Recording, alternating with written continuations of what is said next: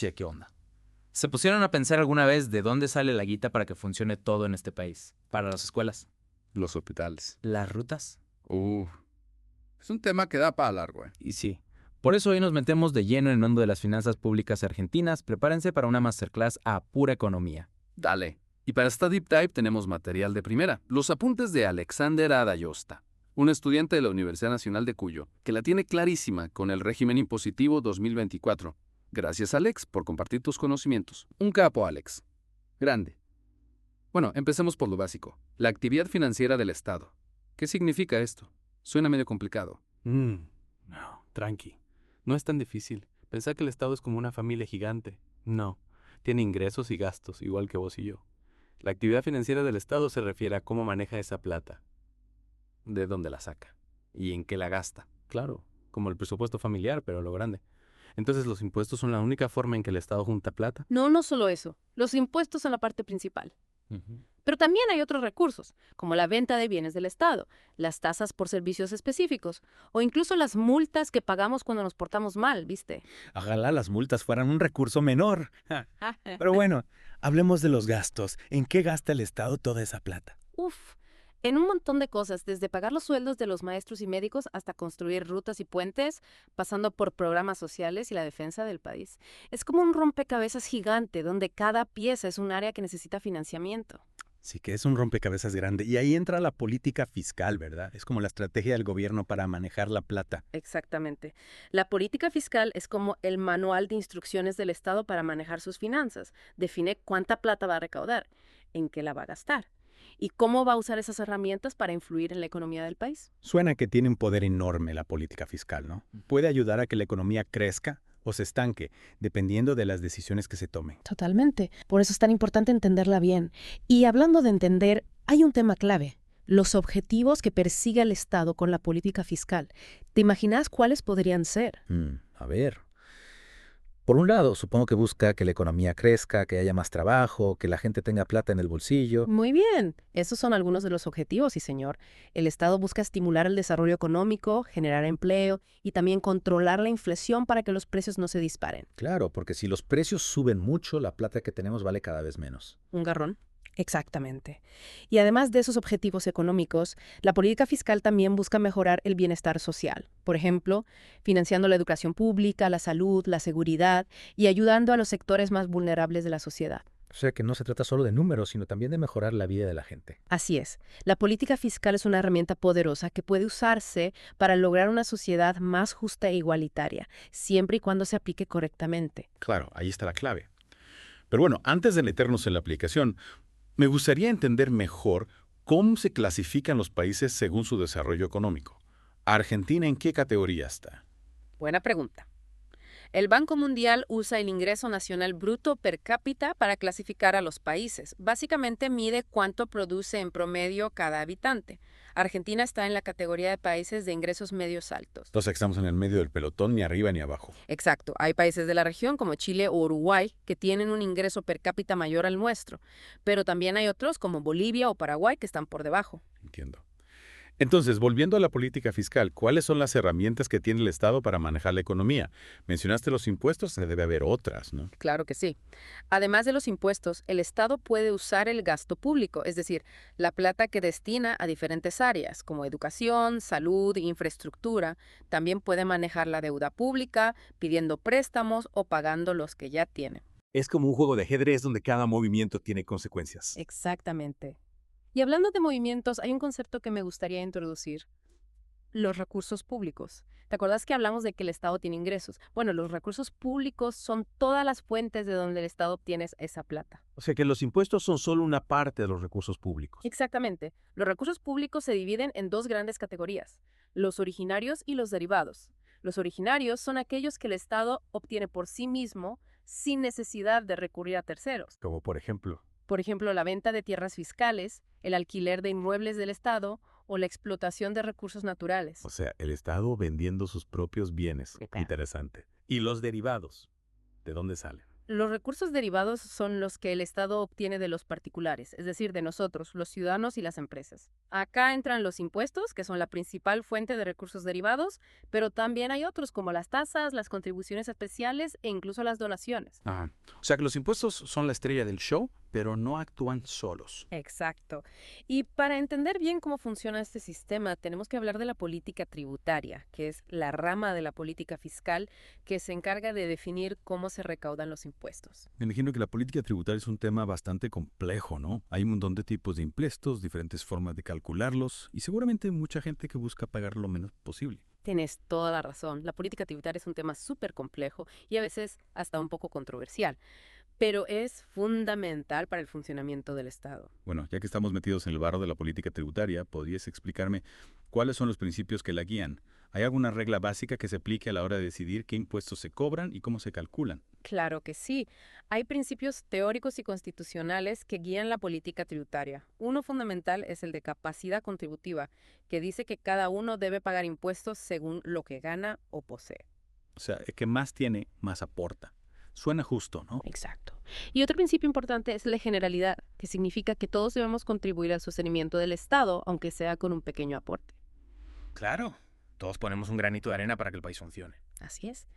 Y hablando de la Constitución, nuestra Carta Magna también establece principios específicos para los impuestos. Por ejemplo, el principio de legalidad dice que ningún impuesto puede existir si no está establecido por una ley. O sea que no nos pueden cobrar impuestos inventados. ¡Qué alivio! Exacto. La Constitución nos protege de abusos en ese sentido. Y también está el principio de igualdad, que dice que todos debemos ser tratados de la misma manera ante la ley tributaria. Suena lógico. Pero eso significa que todos pagamos lo mismo, sin importar cuánto ganamos. No, no exactamente. El principio de igualdad no se refiere a pagar la misma cantidad, sino a que no haya discriminaciones arbitrarias.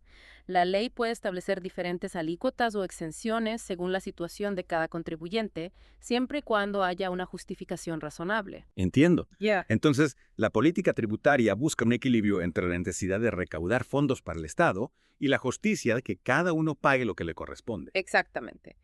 Y para lograr ese equilibrio se utilizan diferentes tipos de impuestos, cada uno con sus propias características y objetivos. Me imagino que hay un montón de tipos de impuestos. ¿Podrías contarme un poco sobre eso? Claro que sí, pero antes de meternos de lleno en los diferentes tipos de impuestos, me gustaría hablar un poco de la política económica en general. ¿Y en qué se diferencia la política económica de la política fiscal? ¿No son lo mismo? Buena pregunta.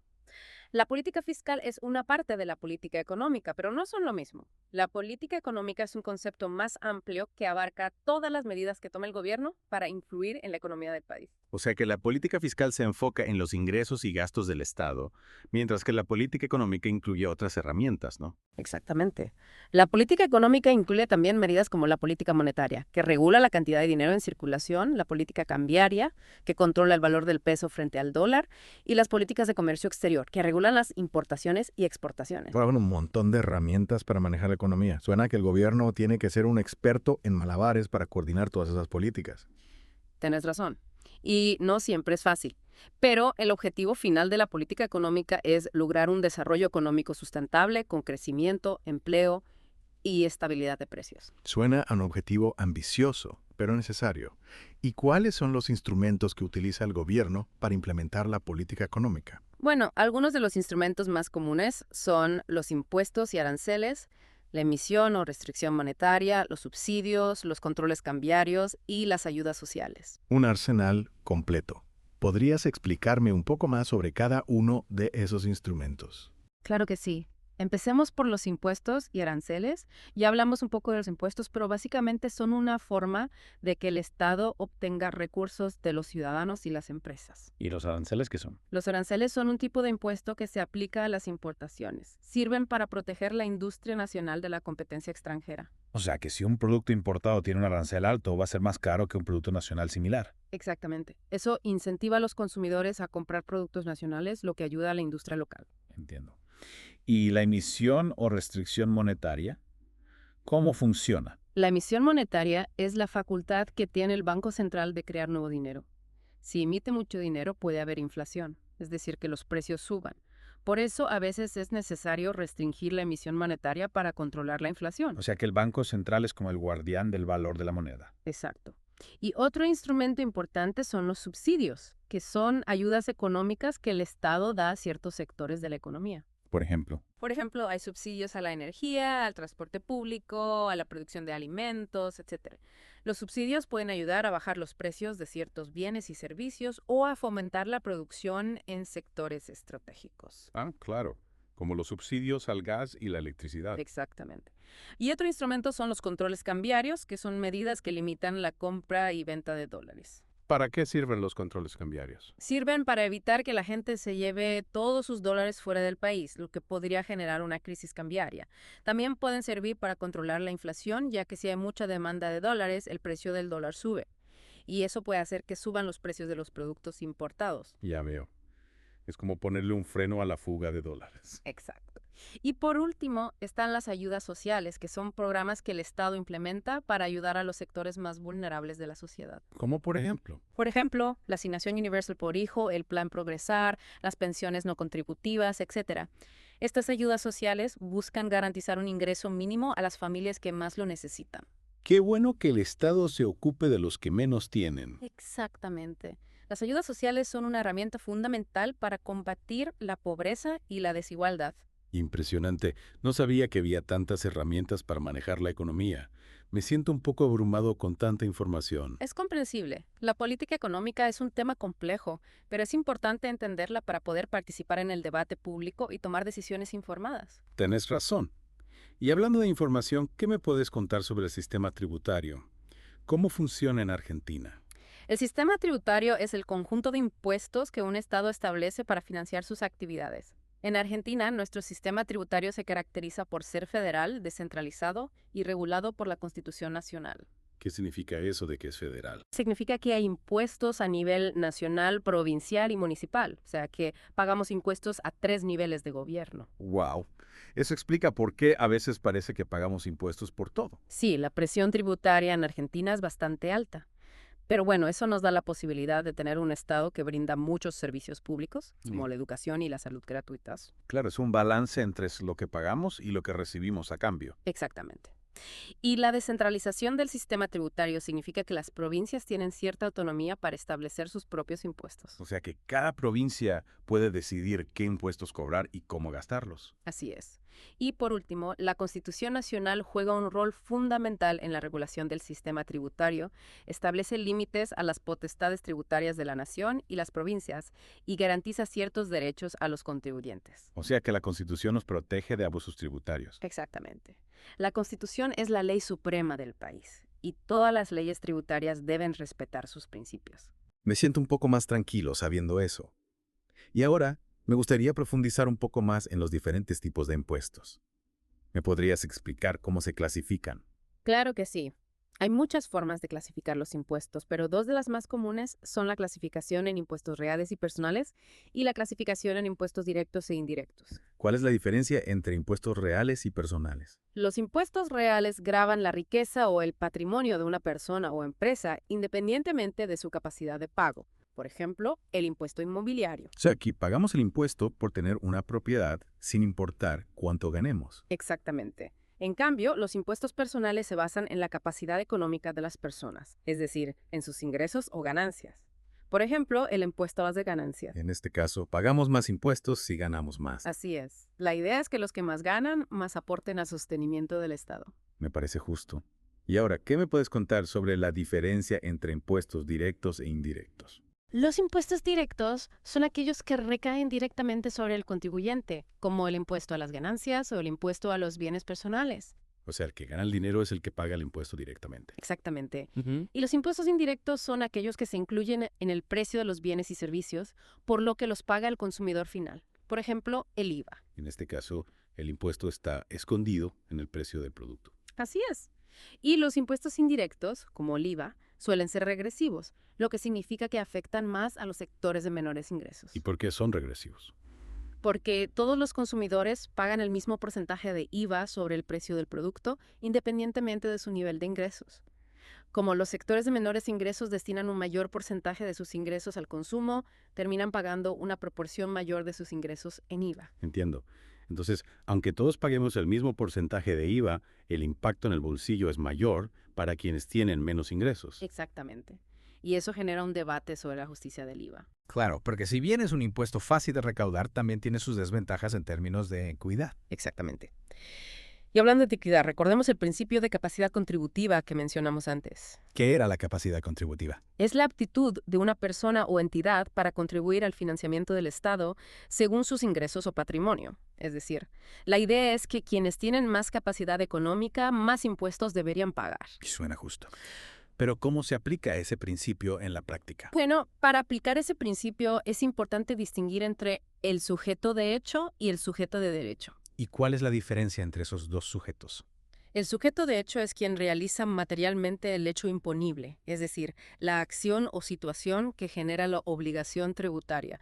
Por ejemplo, en la venta de un producto, el sujeto de hecho es el vendedor. O sea, el que vende el producto es el que hace el hecho que genera la obligación de pagar impuestos. Exactamente. El sujeto de derecho, por otro lado, es la persona a quien la ley atribuye la obligación de pagar el tributo, aunque no realice materialmente el hecho imponible. Por ejemplo, en la retención del impuesto a las ganancias, el empleador es el sujeto de derecho, aunque no sea quien percibe el ingreso. Ya veo. Entonces, el empleador no gana el dinero, pero es el responsable de pagar el impuesto. Así es. La ley puede establecer que el sujeto de derecho sea distinto al sujeto de hecho por diferentes razones, como por ejemplo para facilitar la recaudación del impuesto. Entiendo. Entonces, para entender cómo se calcula un impuesto, es importante conocer la estructura de un impuesto. Exactamente. La estructura de un impuesto se compone de 4 elementos: la materia imponible, el hecho generador, la unidad contribuyente y el monto del impuesto. ¿Me podrías explicar cada uno de esos elementos? Claro. La materia imponible es el objeto sobre el que recae el impuesto. Por ejemplo, en el impuesto a las ganancias, la materia imponible son las ganancias. En el impuesto al automotor, la materia imponible son los automotores. O sea, lo que se grava es la ganancia o el automotor, según el tipo de impuesto. Exactamente. El hecho generador es el hecho que da origen a la obligación tributaria. Por ejemplo, en el IVA, el hecho generador es la venta del producto o la prestación del servicio. O sea, la obligación de pagar IVA nace cuando se vende el producto o se presta el servicio. Así es. La unidad contribuyente es la unidad de medida que se utiliza para cuantificar la materia imponible. Por ejemplo, en el impuesto a las ganancias, la unidad contribuyente es el peso. En el impuesto al automotor, la unidad contribuyente es el vehículo. O sea, ¿se paga un impuesto por cada peso de ganancia o por cada vehículo que se posee? Exactamente. Y por último, el monto del impuesto es la cantidad de dinero que se debe pagar. Para determinar el monto del impuesto, se aplica una alícuota a la base imponible. ¿Y qué es la alícuota? La alícuota es un porcentaje o una cantidad fija que se aplica a la base imponible para determinar el monto del impuesto. Por ejemplo, en el IVA, la alícuota general es del 21%. Eso significa que por cada 100 pesos de base imponible se deben pagar 21 pesos de IVA. Entiendo. Entonces, para calcular el monto del impuesto, se multiplica la base imponible por la alícuota. Exactamente. Y ahora, ya que tenemos una idea general de cómo funcionan los impuestos, podemos pasar a hablar del sistema tributario argentino. Me parece perfecto. ¿Cuáles son las características principales del sistema tributario argentino? El sistema tributario argentino se caracteriza por su federalismo fiscal, su descentralización y su regulación por la Constitución Nacional. Ya hablamos un poco de esto antes, pero vamos a profundizar un poco más. Dale, me interesa saber más sobre cómo se distribuyen las potestades tributarias entre la nación y las provincias. Bueno, la Constitución Nacional establece una serie de normas que regulan esa distribución de potestades. Por ejemplo, la Constitución establece la exclusividad federal en materia de impuestos al comercio exterior. Esto significa que solo el gobierno federal tiene la autoridad para establecer impuestos sobre las transacciones comerciales que se realizan con otros países. O sea que las provincias no pueden poner impuestos a las importaciones o exportaciones. Exactamente. La Constitución también establece la concurrencia con las provincias en materia de impuestos indirectos. Esto significa que tanto el gobierno federal como los gobiernos provinciales pueden establecer impuestos indirectos como el IVA o impuestos internos. O sea que puede haber impuestos similares a nivel nacional y provincial. Así es. Y la Constitución también reconoce la potestad de las provincias para establecer impuestos directos, pero solo por un tiempo limitado y bajo ciertas circunstancias excepcionales, como la defensa nacional o la seguridad. O sea que las provincias tienen un poder limitado, para establecer impuestos directos. Exactamente. Además, se establece la distribución de los impuestos federales entre las provincias y la Ciudad de Buenos Aires. Esto significa que una parte de los impuestos recaudados por el gobierno federal se distribuye entre las provincias siguiendo criterios establecidos para garantizar una distribución equitativa. O sea que hay un mecanismo para que las provincias más pobres reciban más recursos del gobierno federal. Así es. Y por último, la Constitución reconoce la autonomía municipal, aunque con ciertas limitaciones. Los municipios dependen de las provincias para establecer sus competencias en materia económica y financiera, y no pueden crear sus propios impuestos. O sea que los municipios tienen poca autonomía en materia tributaria. Exactamente. Estas son algunas de las normas constitucionales que rigen la tributación en Argentina. Muy interesante. Ahora me gustaría profundizar un poco más en la distribución de las potestades tributarias entre la nación y las provincias. ¿Quién tiene la autoridad para establecer qué tipo de impuestos? Bueno, como mencionamos antes, la Constitución Nacional establece una distribución de las potestades tributarias entre la nación y las provincias. ¿Podría recordarme cuáles son esas potestades? Claro, la nación tiene la potestad exclusiva para establecer impuestos al comercio exterior, es decir, a las importaciones y exportaciones. O sea, los impuestos a los productos que entran o salen del país. Exactamente. La nación también tiene la potestad para establecer impuestos indirectos, como el IVA y los impuestos internos, y puede hacerlo de manera concurrente con las provincias. O sea que tanto la nación como las provincias pueden establecer impuestos sobre el consumo. Así es. La nación también puede establecer impuestos directos por tiempo limitado en situaciones de emergencia. O sea que en situaciones excepcionales la nación puede imponer impuestos sobre la renta o el patrimonio. Exactamente. Y por último, la nación tiene la potestad para establecer la distribución de los impuestos federales entre las provincias y la Ciudad de Buenos Aires. O sea, la nación decide cómo se reparte la torta entre las provincias. Así es. Por otro lado, las provincias tienen la potestad para establecer impuestos directos, pero solo por tiempo limitado y bajo ciertas circunstancias excepcionales. O sea, que las provincias no pueden establecer un impuesto a las ganancias permanentes. Exactamente. Y las provincias también tienen la potestad para establecer impuestos indirectos, pero de manera concurrente con la nación. O sea que las provincias no pueden establecer un IVA provincial diferente al nacional. Así es. Y por último, las provincias tienen la potestad para establecer impuestos a nivel municipal, aunque con ciertas limitaciones. O sea que las provincias pueden autorizar a los municipios a cobrar ciertos impuestos. Exactamente. Esta distribución de las potestades tributarias busca garantizar un equilibrio entre la autonomía de las provincias y la necesidad de un sistema tributario nacional coherente. Tiene sentido. Ahora hablemos de un tema que siempre genera polémica. La regresividad del sistema tributario. ¿Qué significa este concepto? ¿Y por qué se considera el IVA un impuesto regresivo? La regresividad en el sistema tributario se refiere a la tendencia de un impuesto a impactar de manera desproporcionada en los sectores de menores ingresos. Es decir, los impuestos regresivos imponen una carga tributaria mayor, en términos porcentuales, sobre los ingresos de las personas con menores recursos, en comparación con aquellos que tienen mayores ingresos. O sea que el que menos gana termina pagando proporcionalmente más impuestos. Exactamente. Y el IVA se considera un impuesto regresivo porque se aplica a casi todos los bienes y servicios consumidos. Y la alícuota es la misma para todos los consumidores independientemente de su nivel de ingresos. ¿Podrías darme un ejemplo para entender mejor por qué el IVA es regresivo? Imaginemos dos personas, una que gana 100,000 pesos por mes y otra que gana 30,000 pesos por mes. Ambas compran un producto que cuesta 1,000 pesos y que tiene un IVA del 21%. Ambas personas pagan 210 pesos de IVA, pero la persona que gana 30,000 pesos destina un porcentaje mucho mayor de sus ingresos al pago del IVA. Ya veo. La persona que gana menos termina pagando un porcentaje mayor de sus ingresos en IVA, aunque la alícuota sea la misma para todos. Exactamente. Y esto genera un impacto desigual en la distribución del ingreso, ya que los sectores de menores ingresos terminan pagando proporcionalmente más impuestos que los sectores de mayores ingresos. Interesante. Y ahora, para tener una idea más clara del sistema tributario argentino, me gustaría que me describas el esquema de impuestos que existe en nuestro país. En Argentina, el esquema de impuestos se divide en dos niveles, el nivel nacional y el nivel provincial. ¿Qué impuestos se cobran a nivel nacional? A nivel nacional se cobran impuestos sobre los ingresos, beneficios y ganancias de capital, como el impuesto a las ganancias. O sea, el impuesto que pagamos sobre nuestros sueldos o los beneficios de nuestras empresas. Exactamente. También se cobran aportes y contribuciones a la seguridad social que financian el sistema de jubilaciones, pensiones y obras sociales. O sea, lo que pagamos para nuestra jubilación y nuestra salud. Así es. A nivel nacional también se cobran impuestos sobre la propiedad, como el impuesto sobre los bienes personales y el impuesto a la transferencia de inmuebles. O sea, impuestos que pagamos por tener una casa, un auto o una cuenta bancaria. Exactamente. También se cobran impuestos internos sobre bienes y servicios, como IVA, el impuesto a los combustibles líquidos y el impuesto a la energía eléctrica. O sea, impuestos que pagamos cuando compramos nafta, gas o electricidad. Así es. Y por último, a nivel nacional se cobran impuestos sobre el comercio y las transacciones internacionales, como los derechos de importación y los derechos de exportación. O sea, impuestos que se aplican a los productos que entran o salen del país. Exactamente. Además de estos impuestos, a nivel nacional también existe el régimen simplificado para pequeños contribuyentes, conocido como monotributo. El famoso monotributo. Sí, el monotributo es un régimen simplificado que permite a los pequeños contribuyentes pagar un único impuesto que incluye el IVA, el impuesto a las ganancias y los aportes a la seguridad social.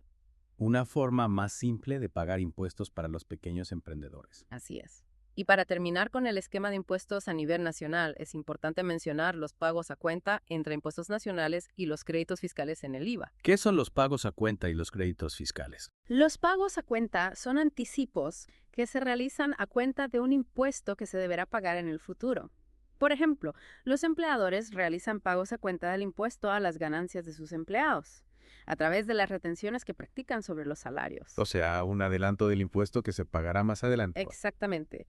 Y los créditos fiscales son montos que los contribuyentes pueden descontar del impuesto que deben pagar. Por ejemplo, las empresas que pagan IVA por sus compras pueden descontar ese IVA del IVA que deben pagar por sus ventas. O sea, una forma de reducir el impuesto a pagar. Así es. Y ahora pasemos al nivel provincial.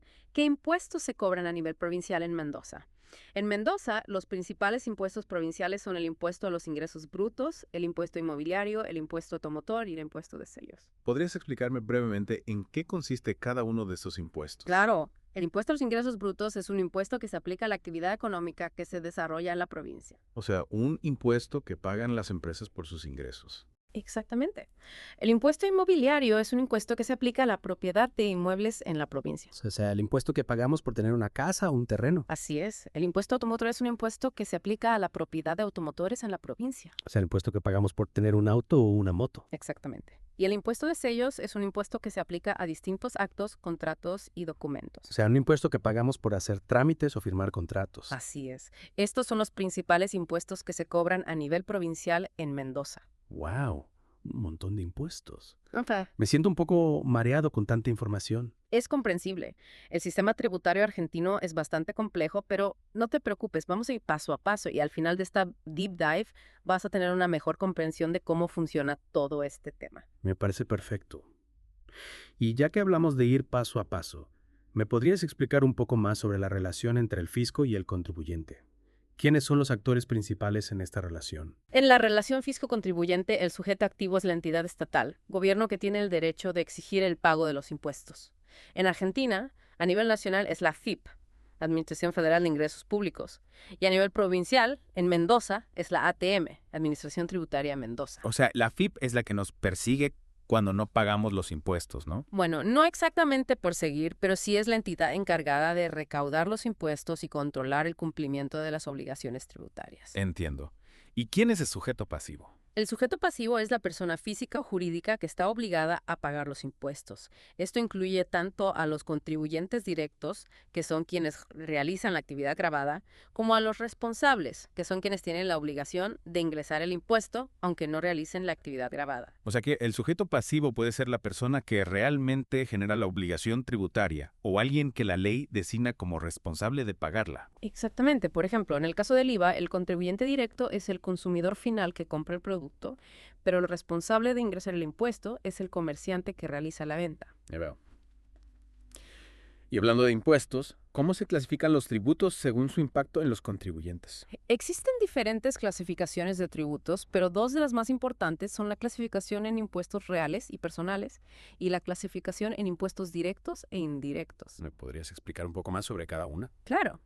Los impuestos reales gravan la riqueza o el patrimonio de una persona o empresa independientemente de su capacidad de pago. Se centran en la posesión de bienes o derechos sin considerar los ingresos o ganancias. Un ejemplo es el impuesto inmobiliario. O sea, se paga el impuesto por tener una propiedad sin importar cuánto se gana. Exactamente. Los impuestos personales, por otro lado, se basan en la capacidad económica de las personas, es decir, en sus ingresos o ganancias. Se consideran más justos porque la carga tributaria se adapta a la situación económica individual de cada contribuyente. Ejemplo. Impuestos sobre las ganancias. En este caso, se paga más impuestos si se gana más. Así es. La otra clasificación importante distingue entre impuestos directos e indirectos. Los impuestos directos son aquellos que recaen directamente sobre el contribuyente, es decir, la persona o empresa que los paga. Se calculan sobre la base de la capacidad económica del contribuyente, no se pueden trasladar y se postulan que son progresivos. Los impuestos sobre la renta y los impuestos sobre el patrimonio son ejemplos. O sea, el que gana el dinero es el que paga el impuesto directamente. Exactamente. Los impuestos indirectos, por otro lado, son aquellos que se incluyen en el precio de los bienes y servicios, por lo que el contribuyente los paga de manera indirecta al adquirirlos. Se calculan sobre el valor de la transacción. Son trasladables y se postulan como regresivos.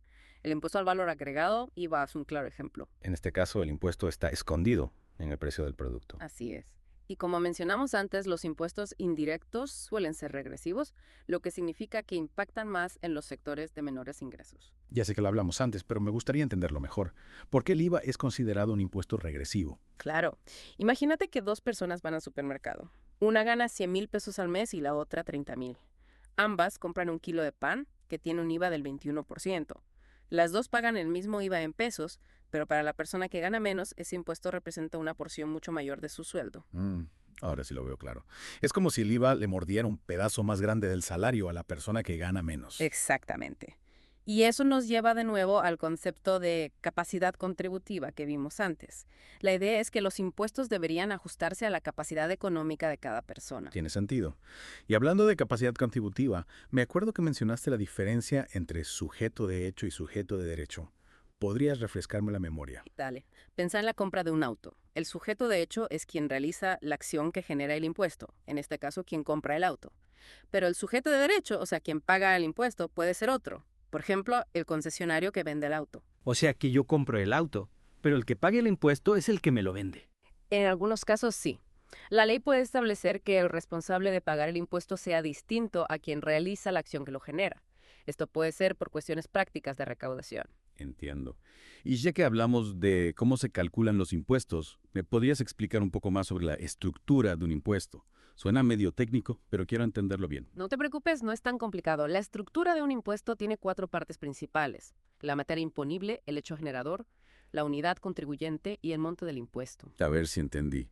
La materia imponible sería lo que se grava con el impuesto, ¿no? Como el sueldo en el impuesto a las ganancias o la propiedad en el impuesto inmobiliario. Exactamente. Es el objeto sobre el cual recae el impuesto. El hecho generador es la acción que hace que nazca la obligación de pagar el impuesto. Por ejemplo, si vendo un departamento, ese es el hecho generador del impuesto a la transferencia de inmuebles. Perfecto, lo entendiste a la perfección. La unidad contribuyente es la unidad de medida que se usa para calcular el impuesto. Por ejemplo, en el impuesto a las ganancias, la unidad es el peso. O sea, se paga un impuesto por cada peso ganado. Y el monto del impuesto es la plata que hay que poner, ¿no? Exacto. Y para calcular ese monto se usa la alícuota, que es un porcentaje o una cantidad fija que se aplica a la base imponible. Me siento como si hubiera hecho un curso intensivo de impuestos, pero ahora tengo una idea mucho más clara de cómo funciona todo esto. Me alegro de escuchar eso. Es importante entender estos conceptos para poder ser ciudadanos informados y participar en el debate público sobre la política tributaria. Totalmente. Y ya que estamos hablando del sistema tributario argentino, me gustaría repasar los impuestos que se cobran a nivel nacional y provincial. Mencionaste algunos antes, pero me gustaría tener un panorama más completo. Te hago un resumen. A nivel nacional, tenemos el impuesto a las ganancias, que se aplica a los sueldos, jubilaciones y ganancias de las empresas. También están los aportes y contribuciones a la seguridad social, que financian las jubilaciones, pensiones y obras sociales. Ah, claro. Esos son los descuentos que vemos en nuestros recibos de sueldo. Exactamente. Después tenemos impuestos sobre la propiedad, como el impuesto sobre los bienes personales, que grava los bienes que tenemos, como casas, autos o cuentas bancarias. Y el impuesto a la transferencia de inmuebles, que se paga cuando se vende una propiedad. Yo me estoy acordando de todos los impuestos que tengo que pagar. No te preocupes, todavía faltan algunos. A nivel nacional también tenemos los impuestos internos, que se aplican a ciertos productos y servicios, como las bebidas alcohólicas, los cigarrillos o los combustibles. O sea que cada vez que cargo nafta estoy pagando impuestos. Así es. Y por último, tenemos los impuestos al comercio exterior, que se aplican a los productos que entran o salen del país. Wow, un montón de impuestos. Y me imagino que a nivel provincial también hay varios, ¿no? Claro que sí. En Mendoza, por ejemplo, tenemos el impuesto a los ingresos brutos, que grava los ingresos de las empresas. O sea, un impuesto parecido al impuesto a las ganancias, pero a nivel provincial. Exactamente. También tenemos el impuesto inmobiliario, que grava la propiedad de inmuebles, el impuesto Tomomoro, que grava la propiedad de autos y motos, y el impuesto de sellos, que se aplica a distintos actos, contratos y documentos. Uf, me siento abrumado con tanta información, pero al menos ahora tengo una idea más clara de cómo funciona el sistema tributario argentino. Me alegro de escuchar eso. Es importante entender cómo se financia el Estado y en qué se gasta nuestra plata. Totalmente de acuerdo. Y hablando de gastar la plata, me gustaría saber un poco más sobre cómo se elabora el presupuesto nacional. ¿Quién decide en qué se gasta la plata de Estado? Buena pregunta. El presupuesto nacional es la ley que establece los ingresos y gastos del Estado para un año determinado. O sea, como el plan de gastos de la familia, pero a nivel país. Exactamente. Y la elaboración del presupuesto es un proceso complejo que involucra a distintos actores. El Poder Ejecutivo, a través del Ministerio de Economía, es el encargado de elaborar el proyecto de presupuesto. O sea, el gobierno propone en qué se va a gastar la plata. Exactamente.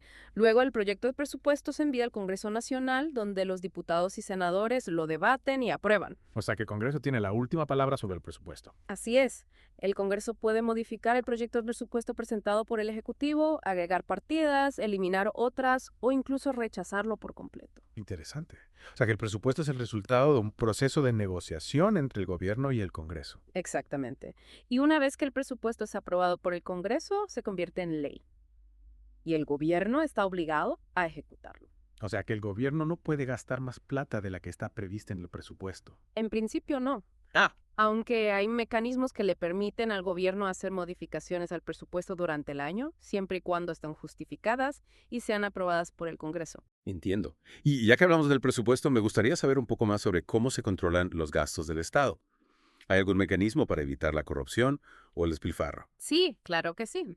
El control de los gastos del Estado es fundamental para garantizar la transparencia y la eficiencia en la gestión pública. ¿Y quién se encarga de ese control? Hay distintos organismos que participan en el control de los gastos públicos. Por un lado, tenemos la Auditoría General de la Nación, que es un organismo independiente que depende del Congreso Nacional. ¿Y qué hace la Auditoría General de la Nación? La AGN audita las cuentas del Estado, es decir, revisa si los gastos se realizaron de acuerdo a la ley y si se cumplieron los objetivos previstos. O sea, si la plata se gastó bien. Exactamente.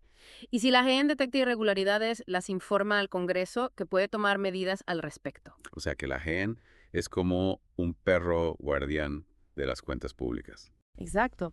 Y además de la AGN, también hay otros organismos de control, como la Sindicatura General de la Nación, que depende del Poder Ejecutivo, y la Oficina Anticorrupción, que es un organismo independiente. ¡Wow! Un equipo completo para controlar la plata del Estado. Así es.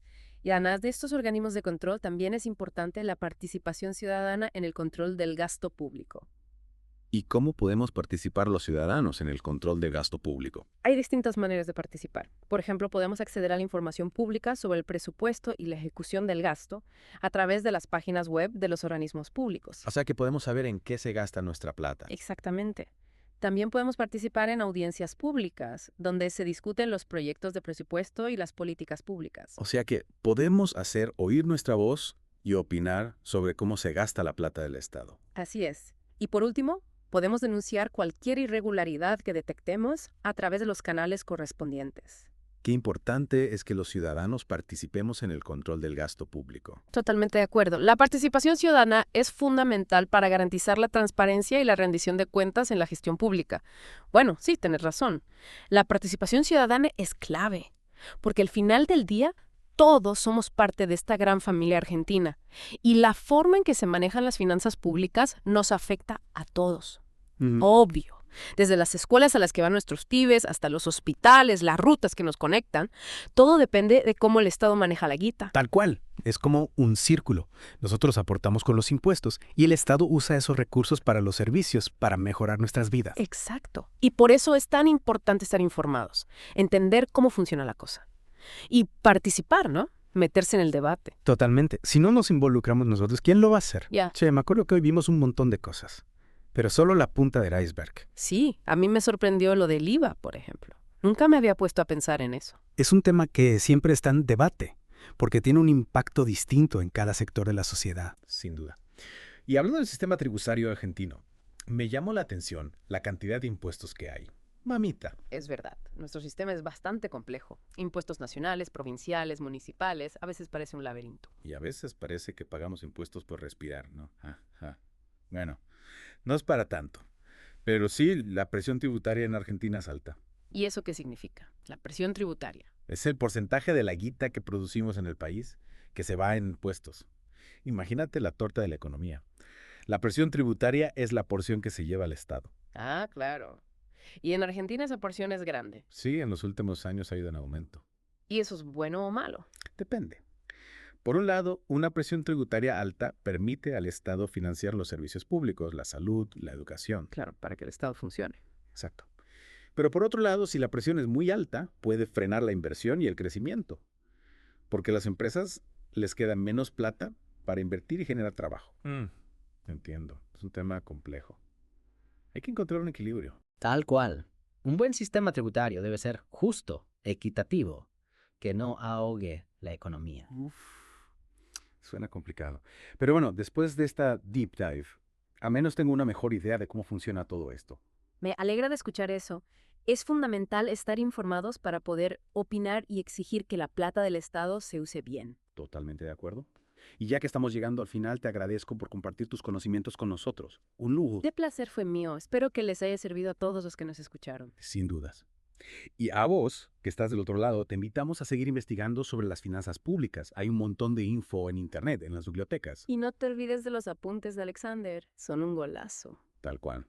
Y también, date una vuelta por la Constitución Nacional. Ahí está todo. Nuestros derechos, nuestras obligaciones. Exactamente. Conocer eso es clave para construir un país más justo, ¿no te parece? Totalmente. Bueno, che, creo que con eso cerramos esta deep dive. Espero que les haya gustado. Hasta la próxima. Chao.